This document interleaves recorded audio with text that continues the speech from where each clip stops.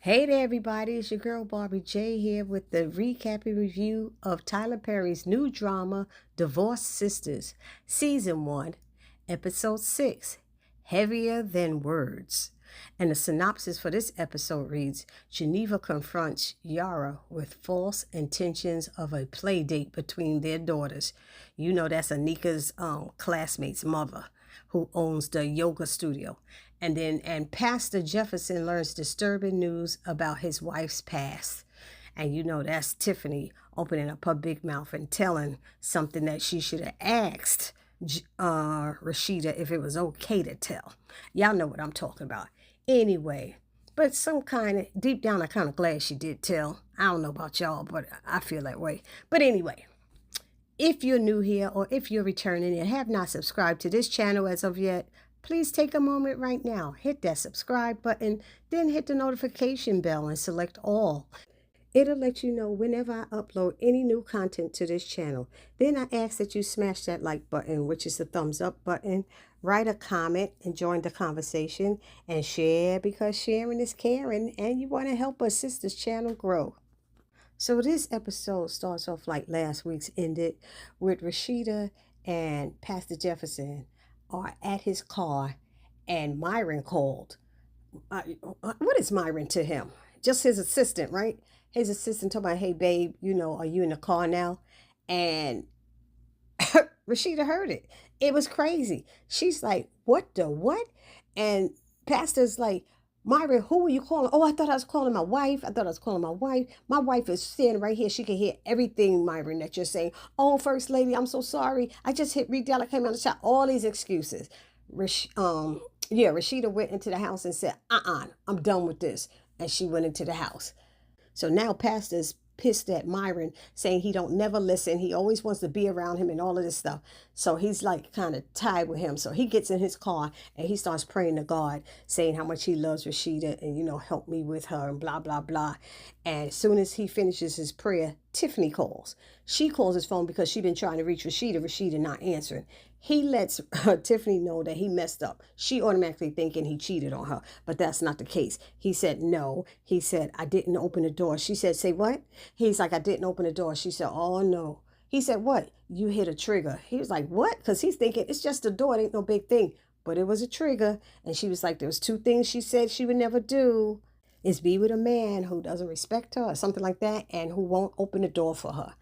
And then he was like, I don't get it. And she finally told him, he begged Tiffany to tell him what's going on. And she kept saying it seemed like Rashida should tell him, but she told him what happened in college and how this boy she was in love with, he was in a room with her and then his friends came in and she was trying to get out and he wouldn't open the door. He blocked it and wouldn't let her in. And so that's a trigger for her now. And of course, they raped her, which is heartbreaking. So the pastor felt bad. He went in there pouring out his heart to Rashida. All of a sudden, he apologized for what he did. Then he shared his insecurities and how jealous he is of her, with her book deal and how people in the church love her and stuff. And she's like, why all of a sudden you opening up? What's going on? What's happening?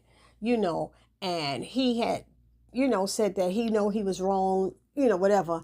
But he left. He's supposed to go to work and she was going to shower, but he came back because Tiffany told him he better go in their house right now because their relationship is basically over, and but so he went back and wanted to ride to the church with her. And she's like, what's going on? Why'd you change? And then she said, like she knew he found out something from somebody.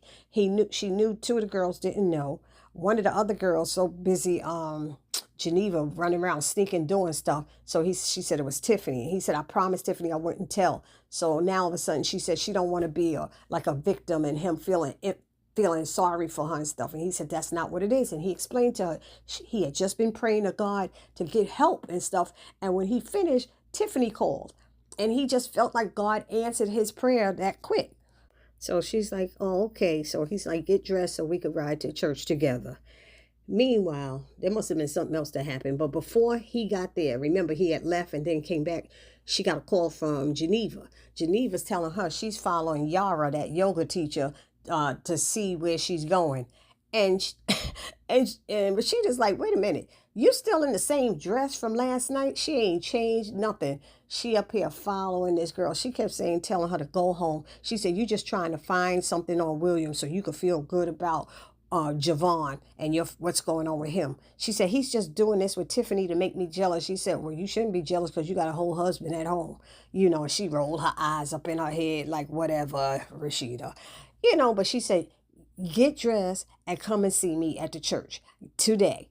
I want to see you at the church. I'm going to clear my calendar and be there. And she's like, fine, I'll be there. And then they made plans to go to Naomi's house together, all of them.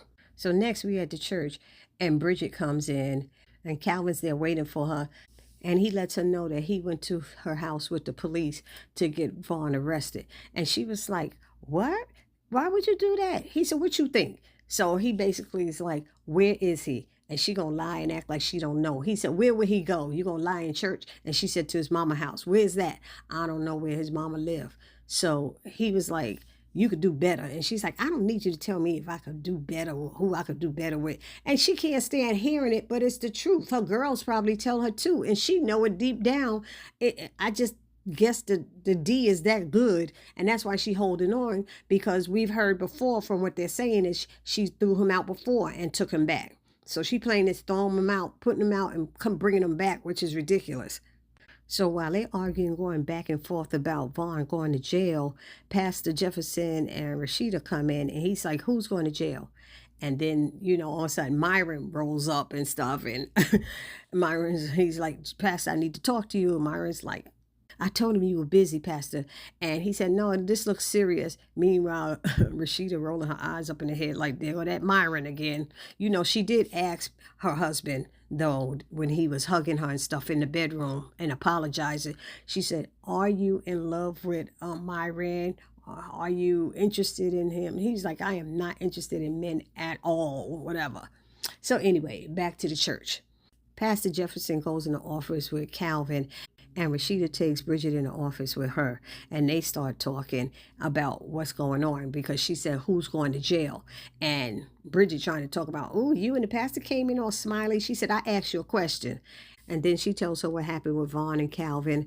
And, it's like, he's violent. So you need to be done with him this time, So she claims that's what it is. But then she started trying to ask Rashida what's going on with her and the pastor, because they came in all smiling. She said, oh, you got you some last night. She said, no, we had a rough night.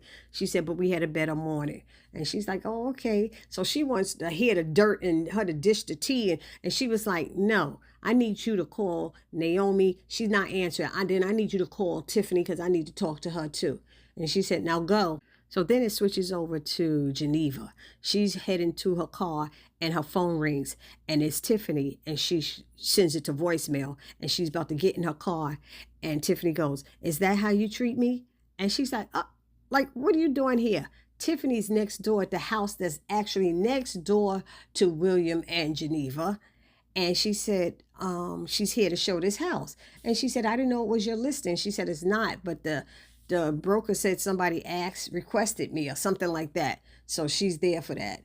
And so she said, look, I was just busy. I'm rushing and I have to run. So that's why, or whatever. But as they're talking, who pulls up? Who pulls up, y'all? None other than Javon. And then he comes out of the car with flowers. So I'm trying to understand, did he time it? He wouldn't know that Geneva was coming out at that time, but he comes out with this big bouquet of flowers for her and stuff, and he's flirting, and you can see the expression on Geneva's face, like whatever. And then Tiffany is looking at her and realizing something is up, but she still doesn't say anything. And Geneva leaves, and gets in the car saying she has to go. So then Tiffany is saying to Javon, we just met about 24 hours ago and now you're like all over me and stuff. He said, well, you're a beautiful woman and all of this stuff. He's trying to flirt and stuff, and kind of find out he's the one who asked for her to be the real estate agent for this house and get the credit for this listing or whatever. And so he thought it'd be great to move in right next door to William and Geneva. He is messy. That is very, very messy. So when people say he's a good man, he ain't a good man. And so the listing broker, she shows up and then they all go in together. So next we see Geneva showing up at Yara's yoga studio, pretending to be wanting to do a play date with their kids. She told her who she was and who her child was, you know what I mean? And then she asked to get her phone number to set it up. And she goes, "Oh, wait, my husband already had, does he have your number?" She's like, "No, I don't think so." So she tried to be slick with that. But even Yara looked at her like that was strange. And so then they exchanged numbers, and she act like she was walking out, but then she puts her phone down on the counter. Why would you do that and leave it there? How do you accidentally leave your phone there? She goes out there, sits in her car and starts smoking a cigarette. I don't know why they have her smoking now. She was smoking before she went in there, and now they show her smoking after. And then she goes back in and say, "Oh, I left my phone." Now, how do you accidentally leave your phone when it was in your hand? So that scene didn't go smoothly as it should have. It didn't make any sense to me. And then she left it face up so the lady could see that you're recording me.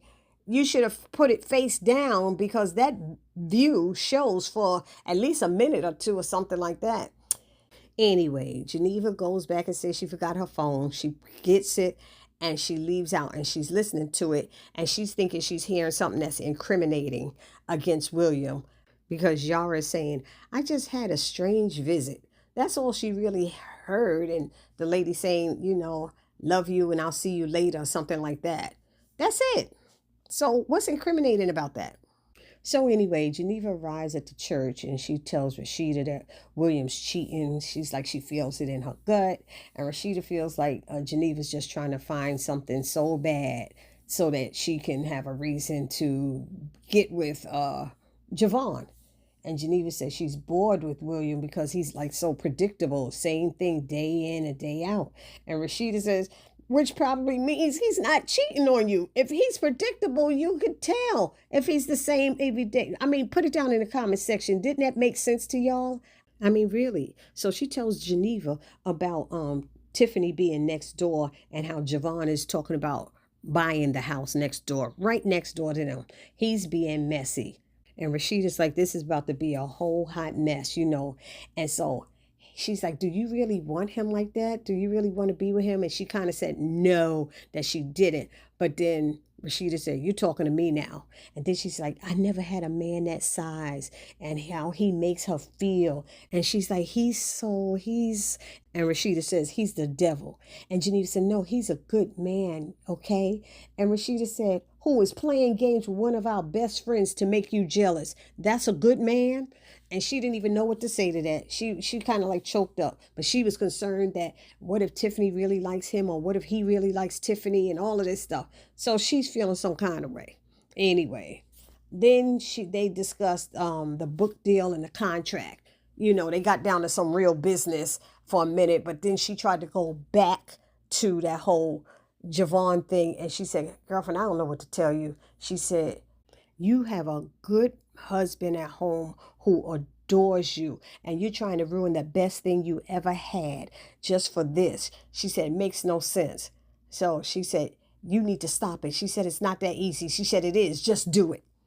Then it switches over to Bridget. Bridget's in her office and she gets a text message from Vaughn saying, "I can't have you. I don't have a reason to live, so I'm going to kill myself." And Bridget gets all flustered. And at that moment, she's trying to call him. And who comes in but Rashida and Geneva? And she wants her to do something, but she's flustered. And she's like, "What is wrong with you? What's wrong?" And she shows them the cell phone, message. And she's like, "Call him." She said, "I'm trying to." So they go into Pastor Jefferson's office. And of course, Calvin is still in there. And she's shaking and she's crying and she's telling Vaughn, "I'm sorry," because she got him on the phone and she's like, "I'm sorry, I didn't mean it. Just calm down, don't." He said, "No, you left me. I didn't have nobody else, blah, blah, blah." And she's like, "No." And she played that role good. She was sniffling and everything like that. And Pastor Jefferson took the phone. He tried to talk to her, talk to Vaughn, and Vaughn didn't want to really talk to him. But he was telling his story and how he went through the foster care system or was in a home or whatever else. So he said, "My life wasn't that easy either." And he told them they had a place for him to live and to stay and all of this stuff.